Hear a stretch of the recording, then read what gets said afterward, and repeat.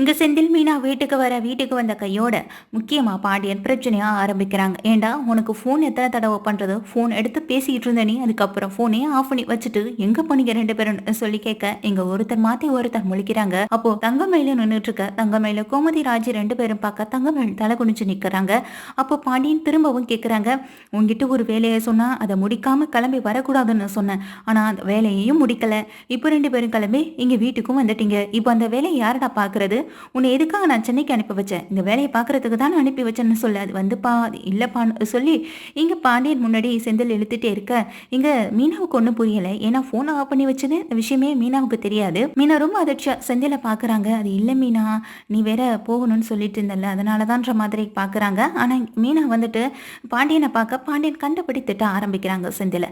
செந்திலுக்கு என்ன பேசுறதுன்னு தெரியல. இங்க ரெண்டு பேரும் எங்க போனீங்கன்னு சொல்லி திரும்ப கேட்க அதான் எல்லாருக்கும் தெரியுமே மாமா, இவங்க ரெண்டு பேரும் பீச்சுக்கு போயிட்டு வந்தாங்கன்னு அப்படின்னு சொல்றாங்க எங்க தங்கமயில். இது என்ன தேவையில்லாத நேரத்துல வேண்டாத வேலை பார்க்குறாளே நினைச்சிட்டு எங்க ராஜ்யம் கோமதியும் திரும்பவும் பார்த்து முறைக்க அப்படியே வாய மூடிட்டு நின்றுட்டு இருக்காங்க. பீச்சுக்கு போறதுக்காக தான் இப்போ இவ்வளவு செலவு பண்ணி அங்க சென்னைக்கு வரைக்கும் போனீங்களா? ஏப்பா உண்மையிலேயே ட்ரைனிங் போட்டாங்களா இல்லையா உனக்கு? நான் கூட ஏதோ ட்ரைனிங்னு உண்மையாவே நினைச்சிட்டேன் சொல்ல. மாமா நான் எதுக்கு உங்ககிட்ட போய் சொல்ல போறேன், உண்மையாவே ட்ரைனிங் போட்டாங்க, நான் ட்ரைனிங் தான் போனேன் அப்படின்னு சொல்றாங்க. இதை கேட்ட எங்க பாண்டியன் வந்துட்டு அட என்னமோப்பா, ஆனா நீ சொல்றதெல்லாம் நம்பி நானும் வந்துட்டு இவ்வளோ முட்டாளாக இருந்திருக்கேன்னு சொல்ல, இங்கே பாருங்க மாமா, எனக்கு பொய் சொல்லணும்னு அவசியம் இல்லை. அதுவும் உங்ககிட்ட பொய் சொல்லிட்டு போகணுன்ற அவசியம் எனக்கு கொஞ்சம் கூட இல்லை. எனக்கு பொய் சொல்லணுன்ற அவசியம் கொஞ்சம் கூட இல்லை மாமான்னு எங்கள் மீனா சொல்ல, ஏங்க மீனா, நீங்கள் பீச்லேருந்து ஒரு ஃபோட்டோ அனுப்புனீங்கல்ல, அதே மாதிரி ட்ரைனிங்லேருந்து ஒரு ஃபோட்டோ அனுப்பியிருந்தா மாமாக்கு நேரம் நீங்கள் பதில் சொல்லிட்டு இருக்க வேண்டிய அவசியம் இல்லைன்னு சொல்கிறாங்க. இதை கேட்ட எங்கள் பாண்டியனும் அப்படி சொல்லுப்பா தங்கமயில், தங்கமயில் தான் இந்த குடும்பத்திலேயே விவரமான பிள்ளையா இருக்குன்னு சொல்ல, இங்கே மீனா பார்த்து முறைக்கிறாங்க. நேரம் பார்த்து இங்கே கோமதி முறைச்சிட்டு உடனே பாண்டியன் கிட்ட சொல்கிறாங்க, வந்ததும் வராதம்மா, எதுக்காக இப்படி இவங்களை நிற்க வச்சு கேள்வி கேட்டுட்டு இருக்கீங்க? அவங்க ஒன்றும் அவ்வளோ பெரிய தப்பு பண்ணலையேன்னு சொல்லி இங்கே மீனாவை செந்திலையும் அனுப்பி விடுறாங்க. இதை பார்த்துட்டு இருந்த பாண்டியன், இங்கே நான் ஒருத்த உட்காந்து கேள்வி கேட்டுட்டு இருக்கேன், எனக்கு கொஞ்சம் கூட மரியாதை இல்லாமல் நீ என்னமோ அவங்களுக்கு பெரிய ஆணை இடுற அப்படின்னு சொல்ல, இந்த குடும்பத்தில் நானும் ஒருத்தி தானேன்ற மாதிரி இங்கே கோமதி கோவப்பட்டு பேசிட்டு கிச்சனுக்குள்ளே போக, இவ எதுக்குடா இவ்வளோ கோவப்படுறான்னு எங்கள் பழனிவேல்கிட்ட சொல்ல, நீங்கள் பேசுறது அப்படி இருக்க மச்சான் அப்படின்னு சொல்கிறாங்க. இங்கே பாண்டியனும் உடனே வந்து செந்தில் கிட்ட நான் கடைக்கு போகிறேன், சீக்கிரமா கடைக்கு வான்னு சொல்லி ரொம்ப கோவமா பேசிட்டு போக, என்ன மாமா இவர் இப்படி கோவப்படுறாருன்னு சொல்ல, அவரை பற்றி தான் உனக்கு தெரியும்லடான்னு சொல்லிட்டு இங்கே பழனிவேலு கிளம்பி போகிறாங்க. நேரம் பார்த்து அப்பத்தா பார்த்துட்டு கூப்பிடுறாங்க. அப்பத்தா கூப்பிட்ட உடனே அங்கே வீட்டுக்கு போகிற பழனிவேல், என்னடா அங்கே ஒரே சத்தமாக இருக்குன்னு சொல்ல, அது ஏன் அப்பத்தா கேட்குறேன்னு சொல்லிட்டு இங்கே நடந்த விஷயம் எல்லாத்தையும் சொல்ல, எதுக்குடா இவன் இப்படி இருக்கான், கொஞ்சம் கூட அந்த ரெண்டு பசங்களையும் தனியாக அனுப்பி கூட வைக்க மாட்டானா அப்படின்னு சொல்லிட்டு இருக்காங்க. ஆமாம், அப்படிப்பட்ட ஆளாக இருந்தால் தானே இவன் அப்படின்ற மாதிரி எங்கள் முத்துவேலும் பேசிக்கிட்டு இருக்கேன். ஆமாம், ராஜிக்கு அங்கே ஒன்றும் பிரச்சனை இல்லையே, ராஜிக்கிட்ட அவர் எதுவும் எதுவும் சொல்கிறது இல்லையேன்னு சொல்லி அவங்க அம்மா கேட்குறாங்க. இங்கே பழனிவேல் தலை குனிஞ்சு உட்காந்துருக்க உடனே அப்பத்தாவும், சொல்லிடா என்னாச்சு, ராஜிக்கு எதுவும் பிரச்சனை இல்லைல்ல, அவன் நல்லா தானே இருக்கான், கோமதி புருஷன் எதுவும் எங்கள் ராஜியை திட்டல இல்லைன்னு சொல்லி கேட்க, எங்கள் பழனிவேல் அமைதியாக இருக்க, என்ன தம்பி நீங்கள் அமைதியாக இருக்கிறத பார்த்தா எனக்கு என்னமோ நடந்திருக்குமோன்னு சந்தேகம் வருதுன்னு சொல்ல, அது இல்லை அண்ணி அப்படின்னு இழுக்கிறாங்க. சொல்லுங்க தம்பின்னு எங்கள் ராஜியோட அம்மா கேட்க, அதுக்கு எங்கள் பழனிவேலும் நடந்த விஷயத்த சொல்கிறாங்க. ராஜி அவரை கேட்காம டியூஷன் ஆரம்பிச்சிட்டான்னு சொல்லி வீட்டில் பெரிய பிரச்சனையாயிடுச்சு. ராஜி அவர் கண்டபடி திட்டாரு. பாவம், இது நாள் வரையும் ராஜி எதிர்த்து நின்று பேசி தான் நம்ம பார்த்துருப்போம். ஆனால் அவர் முன்னாடி அழுதுன்னு அன்னைக்கு தான் முதல் தடவையாக பார்த்தேன்னு சொல்ல, இதை கேட்ட இங்கே அவங்க அம்மாவுக்கு அப்படியே கொலையை நடுங்கி போயிடுது. ரொம்பவே அப்படியே ஃபீல் பண்ணி உட்காந்துருக்காங்க தன்னுடைய மகளை நினச்சி.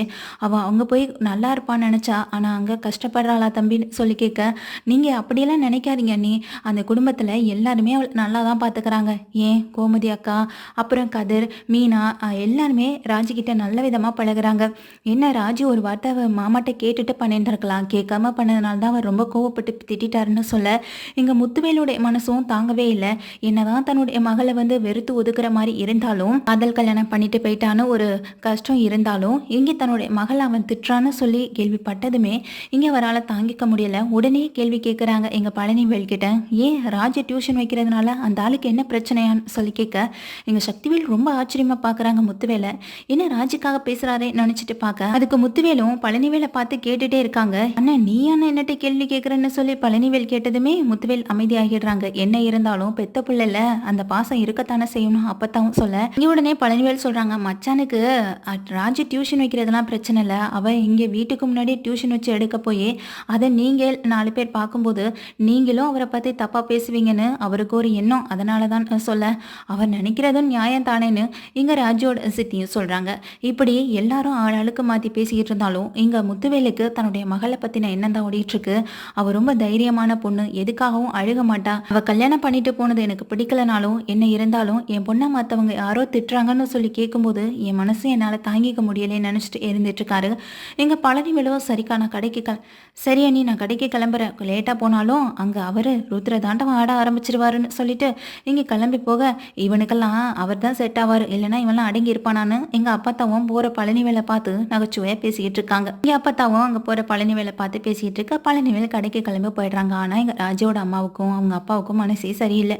எங்க ராஜியை பாண்டியன் திட்டினதை நினைச்சோம், ராஜியை டியூஷன் வைக்க கூடாதுன்னு நினைச்சோம், அவ கையில கொஞ்சம் கூட காசு இல்லாம கஷ்டப்படுறத நினைச்சோம், இப்படி பல வகைகள்ல அவளை பத்தின எண்ணத்தோடையும் ரொம்ப கவலையோடையும் இருந்துகிட்டு இருக்காங்க.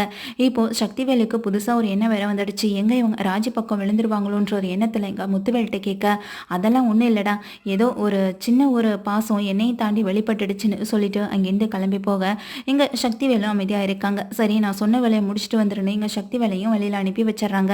கூடவே குமாரும் போயிடுறாங்க. இப்போ வீட்டுல இருக்க முத்துவேல் வந்துட்டு என்ன பண்றதுன்னு தெரியாம ஒரு யோசனையில இருந்துகிட்டு இருக்காங்க. அடுத்த நாள் எப்பொழுதும் போல இங்க வேலைகள்லாம் நடந்துட்டு இருக்க அறக்க பறக்க எங்க கடைக்கு கிளம்பிக்கிட்டு இருக்காங்க பாண்டியன். நான் நேரம் பார்த்து வீட்டுக்கு ஒரு 4-5 பேர் வெள்ளை வேஷ்டி வெள்ளை சட்டையோட எங்க வீட்டுக்கு வராங்க. யார் என்னன்னு தெரியாதவங்க இங்கே கூப்பிட்டு விசாரிக்கிறாங்க, உள்ளேயும் வர சொல்றாங்க. பழனிவேலுக்கும் யார் என்னன்னு புரியல, இவங்களும் நம்மள மாதிரி கடையில வச்சிருப்பாங்களோ, பாக்குறதுக்கு அப்படிதான் தெரியுதுன்னு இங்க கதிர் கூட சேர்ந்து பேசிக்கிட்டு இருக்காங்க. எல்லாரும் சரவணன் தங்கமேல்னு எல்லாருமே வீட்டுல இருக்காங்க.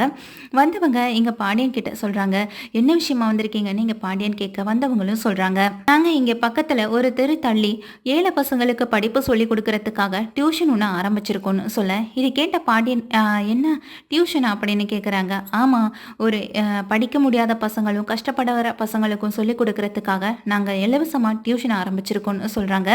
இதை கேட்டதுமே அப்படியா, ரொம்ப நல்ல விஷயம், இதுக்கு நாங்கள் எதுவும் டொனேஷனில் எதுவும் கொடுக்கணுமான்னு பாண்டியன் கேட்க, எங்களுக்கு டொனேஷன்லாம் ஒன்றும் தேவையில்லை, அதுக்கு பதிலாக தான் உங்ககிட்ட ஒரு விஷயத்தை பற்றி பேசிட்டு போகலான்னு வந்தோன்னு சொல்கிறாங்க.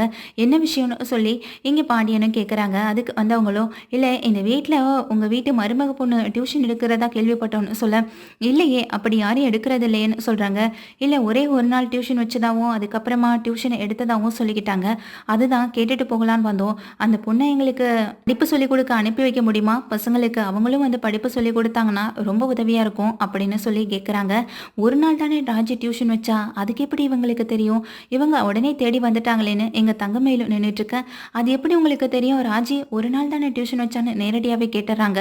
அப்போ சொல்கிறாங்க, அந்த பசங்க எல்லாம் அங்கே தான் வந்து சேர்ந்துருக்காங்க, அவங்க கிட்ட நாங்கள் விசாரிச்சப்போ உங்கள் வீட்டு டீட்டெயில்ஸ் சொன்னாங்க, அதனால தான் தேடி வந்தோம் சொல்ல, ஓ அப்படியான்னு எங்கள் தங்கமேல் அப்படியே இழுத்துட்டு நின்றுட்டு இருக்காங்க. அப்போ பாண்டியன் வந்து ராஜியை பார்க்க, ராஜி முகத்தில் ஒரே சந்தோஷம், இலவசமாக டியூஷன் சொல்லி தரதுனா அப்படின்ற மாதிரி கேட்க, பசங்களுக்கு தாங்க இலவசம், மற்றபடி சொல்லி கொடுக்குற டீச்சர்ஸ்க்கு எல்லாருக்குமே நாங்கள் அமௌண்ட் கொடுத்துருவோம்னு சொல்கிறாங்க. இதை கேட்டதுமே இங்கே பாண்டியன் வந்துட்டு ராஜியை பார்க்குறாங்க. ராஜிக்கு ஒரு வகையில் மனசு சந்தோஷமாக தான் இருக்குது, கதிருக்கும் ரொம்ப சந்தோஷமாடுறாங்க. இங்கே ஒன்று வந்தவங்களும், ஆனால் பாண்டியனுக்கு கொஞ்சம் கூட விருப்பமே இல்லை. ஏன்னா பொன்புல பிள்ளைங்களை வெளியில் அனுப்பி வச்சு அவங்க வேலை பார்த்து அதெல்லாம் சம்பாதிச்சு 4 பேர் நம்மளை 4 விதமாக கேள்வி கேட்க ஆரம்பிச்சிருவாங்க. ஏன் எதிர்த்த வீட்டில் இருக்க அவங்க அம்மா அப்பாவே நம்மளை வந்து என்ன நினைப்பாங்கன்ற மாதிரி பாண்டியன் யோசனையில் இருந்துட்டு இருக்காங்க. உடனே வந்திருக்கவங்க சொல்கிறாங்க, என்ன பாண்டியா நீங்கள் இப்படி யோசிக்கிறீங்க, உங்களை பற்றி நிறைய இடங்களை விசாரிச்சு பார்த்துட்டு தானே வந்தோம், வீட்டுக்கு வந்த 3 மருமகளையும் பெரிய இடத்துலேருந்து தான் பிடிச்சிட்டு வந்திருக்கீங்க, எல்லாம் பெரிய இடத்துலேருந்து வந்திருக்காங்க, நல்லா படிச்சிருக்காங்க, பெரிய டிகிரி ஹோல்டர்லாம் முடிச்சு வச்சிருக்காங்க, அப்படிப்பட்ட மருமகள்லாம் வீட்டில் இருக்கும் பொழுது இப்படி ஒரு சின்ன டியூஷன் எடுக்கிறதுக்கு தயங்குவீங்களா, அதுவும் அந்த காலத்தில் இருக்கிற ஆட்கள் வேணால் பொம்பளை பிள்ளைங்களை வெளியில் அனுப்புறதுக்கு தயக்கப்படுவாங்க, வேலைக்கு அனுப்பவே பயப்படுவாங்க, இந்த காலத்தில் இருந்துக்கிட்டு நீங்கள் அப்படியெல்லாம் பண்ண மாட்டீங்கன்னு தெரியும் அப்படின்னு இவங்க கேட்ட உடனேயே பாண்டியனுக்கு பதிலே வரல. இங்கே தங்கமேல முழிச்சிட்டு இருக்காங்க. தங்கமேல பொறுத்த வரைக்கும் இங்கே டியூஷன் வைக்காம இருந்தால் சரி, மற்றபடி ராஜி எங்கே போய் டியூஷன் எடுத்தாலும் அவங்களுக்கு பிரச்சனை இல்லை, அதனால வாயை மூடிட்டு நின்றுட்டு இருக்காங்க. இப்போ இங்கே வந்தவங்களும் அதிரடியாக அந்த விஷயத்த சொன்ன உடனே பாண்டியன் யோசிக்கிறதா சொல்கிறாங்க. யோசிச்சு நல்ல முடிவாக சொல்கிறேன்னு சொல்ல இங்கே வந்தவங்களே கிளம்பி போக, அப்போ கதிர் கேட்குறாங்க, இது உங்கள் வீடு உங்கள் இடம்னு சொல்லி இதில் என்னை கேட்காம எந்த முடிவும் எடுக்கக்கூடாது, இங்கே டியூஷன் வைக்கக்கூடாதுன்னு சொல்லி தானே சண்டை போட்டிருக்கேன், ஆனால் ராஜிக்கு தானாக அந்த வாய்ப்பு தேடி வந்திருக்கு, இப்போ அவங்க கூப்பிடுறது ஒரு தெரு தள்ளி அவங்க இருக்கிற இடத்துல ஏற்பாடு பண்ணியிருக்க இடத்துல நிறைய ஸ்டூடெண்ட்ஸ் வச்சு 4-5 டீச்சர்ஸ் வச்சு இந்த மாதிரி டியூஷன் எடுக்கிறதுக்காக அவங்க அரேஞ்ச் பண்ணியிருக்காங்க, அதுக்கு கூட ராஜி போகக்கூடாதுன்னா எப்படி அப்படின்னு சொல்ல, இதை கேட்ட பாண்டியனும் அப்படியே வாயடிச்சு நின்றுட்டு இருக்காங்க. அவங்க கேட்குறது சரிதானங்க நீங்கள் கோமதியை சொல்ல, இதை கேட்டதுமே எங்கள் பாண்டியன் வந்துட்டு, இதுக்கப்புறம் என் விருப்பம் நான் எதுவும் சொல்கிறதுக்கு கிடையாது, எங்கள் ராஜி எடுக்கிற விருப்பம் தான் சொல்லிட்டு போக, எங்கள் ராஜிக்கு ரொம்ப சந்தோஷமாயிடுது. ஏன்னா அவங்களுக்கு டியூஷன் அடிச்சு சம்பாதிக்கணும். அதுதான் இப்போ ஒரே குறிக்கோளா இருக்கு. ஏன்னா இப்போ கதிர் வேற தனக்காக ஒரு ட்ரெஸ் எல்லாம் எடுத்து குடுத்து சந்தோஷப்படுத்தியிருக்காங்க. அப்படி இருக்கப்போ நம்ம சொந்த காசுல சம்பாதிச்சு கதிருக்காக ஏதாவது செய்யணும்னு இங்க ராஜியும் ஆசைப்படுறாங்க. ராஜியோட ஆசைப்படி கண்டிப்பா அது நிறைவேற தான் போகுது. அப்போ உடனே தங்கமயில் எல்லாரும் கலைஞ்சு போனதுக்கப்புறம் ராஜிட்ட கேட்குறாங்க, "என்ன ராஜி, இப்போ உங்களுக்கு சந்தோஷமான்னு?" சொல்லி கேட்க, "ரொம்ப சந்தோஷமா இருக்குக்கா" அப்படின்னு சொல்ல, "இதுக்காக போய் என்னை திட்டிட்டீங்களே, பார்த்தீங்கல்ல, இப்போ நீங்க டியூஷன் வச்சிருந்தா 4, 5 பசங்களுக்கு எங்க வீட்ல மட்டும் தான் டியூஷன் வச்சிருப்பீங்க. இப்போ பாருங்க, நான் எதார்த்தமா சொல்ல போயி இப்போ உங்களுக்கு எவ்வளோ பெரிய வாய்ப்பு தேடி வந்திருக்கு பாருங்க" சொல்ல, இங்க தங்கமயில வந்து ஒரே வித்தியாசமா பார்க்குறாங்க ராஜியும். "ஆமா ராஜி, இதில எவ்வளோ சம்பளம் கிடைக்கும்?" அப்படின்னு சொல்லி கேட்க, "என்ன, ஒரு அவங்களே இலவசமா தானே டியூஷன் ஆரம்பிச்சிருக்காங்க.